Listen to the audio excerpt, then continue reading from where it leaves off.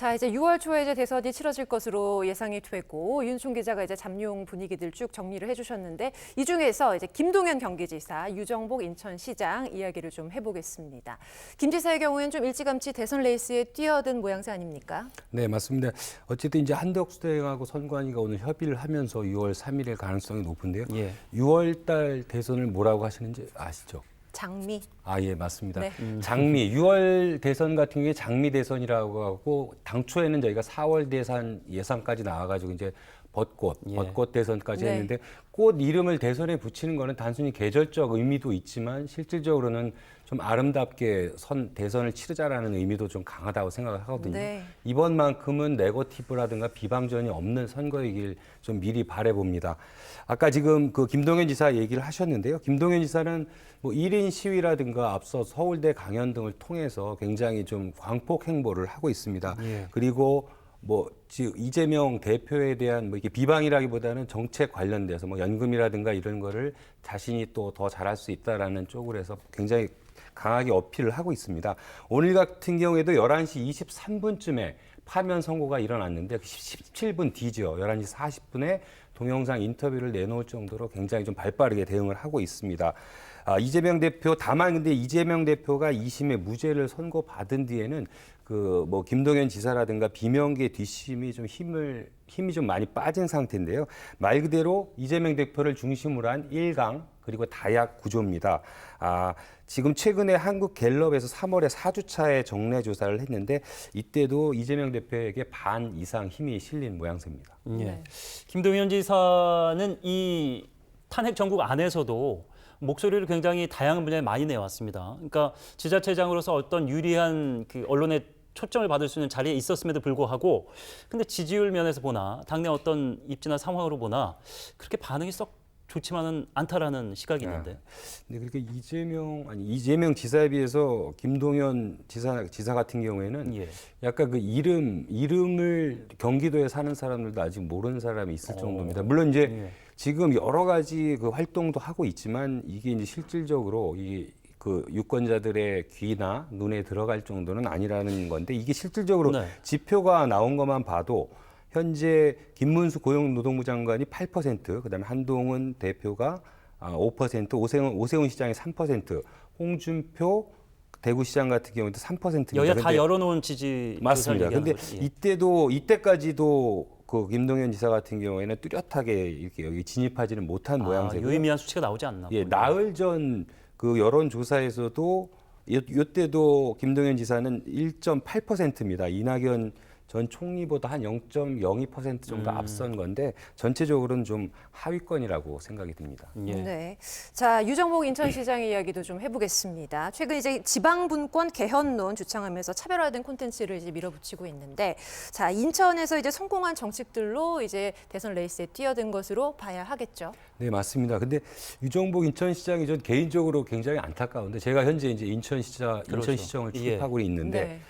인천시 하면은 지금 최근에 1,000원 주택이라 그래서 하루에 1,000원씩만 모으면 신혼주택을 살 수 있을 정도로 굉장히 반응이 좋았어요. 파격적이고 1,500원만 있으면 인천 시민 같은 경우에는 배를 탈 수 있습니다.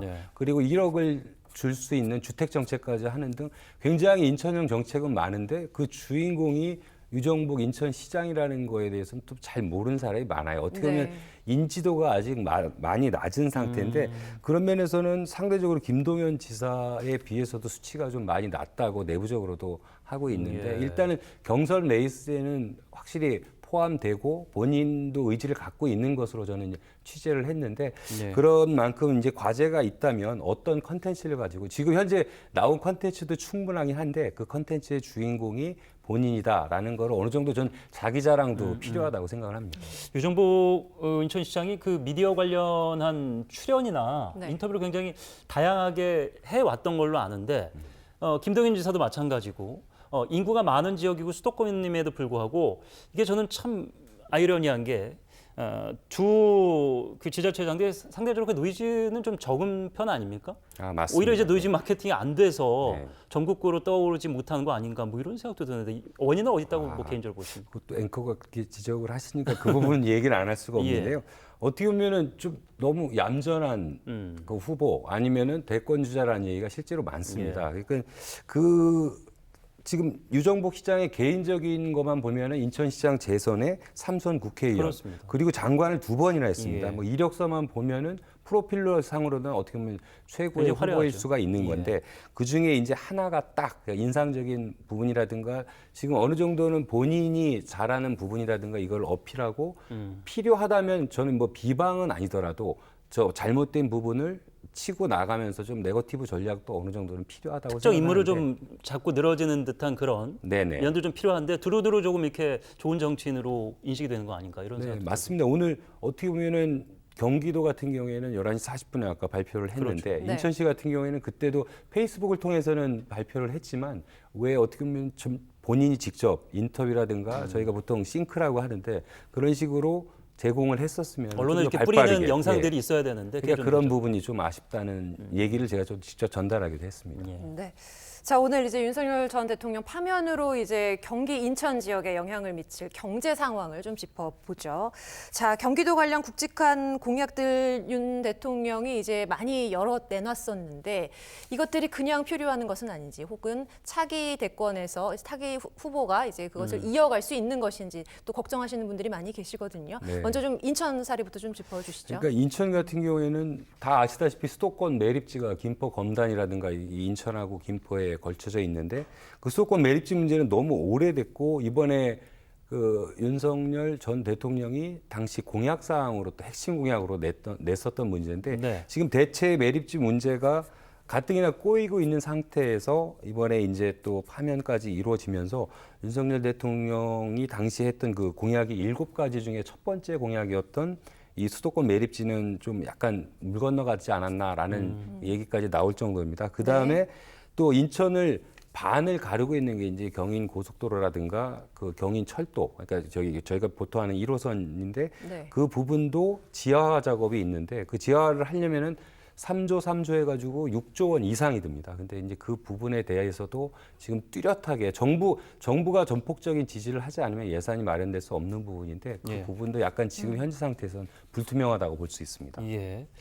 경기도는 일단 그 교통 부분, 광역 철도망 이 궤도를 과연 원하는 대로 계속해서 착공하고 공사를 이어갈 수 있을 것인가. 이게 참 지자체장들이 정권이 바뀔 때마다 굉장히 어려운 건데 3년이 참 못해서 이제 바뀌기 때문에 과연 민주당이 입에 정권을 가져갈 것이 유력해 보이긴 합니다만 누가 될지는 뭐 섣불리 얘기할 수 없는데 이어갈 수 있을까요, 정책을? 그러니까 GTX, DEF 노선 같은 경우에는 예. 뭐 경기도뿐만 아니라 인천하고 결부가 돼 있는데 이 그러니까요. 부분도 솔직히 어떻게 보면 현재 뭐 국토부가 이 부분을 계속 지속적으로 이어갈지 근데 어느 정도 이 예산이 너무 많이 들어가는 부분은 중앙 정부의 몫이 가장 크기 때문에 중앙에서 뭐 예산 축소하면 노선이 짧아진다든지 맞습니다. 특정역은 빠진다든지 막 네. 이런 공약에서 벗어나는 것들이 현재 나오죠. 잠재적으로 좀 늘어날 수 있는 구간이 아예 원한대로 또 막힐 수도 있는 부분도 있고요. 그다음에 더 큰 문제는 지금 현재 뉴스 들으시는 분들 중에서도 많이 살고 계실 텐데 1기 신도시죠. 분당, 일산, 삼본, 중동, 평촌 신도시까지인데 예. 이 신도시 정비 작업이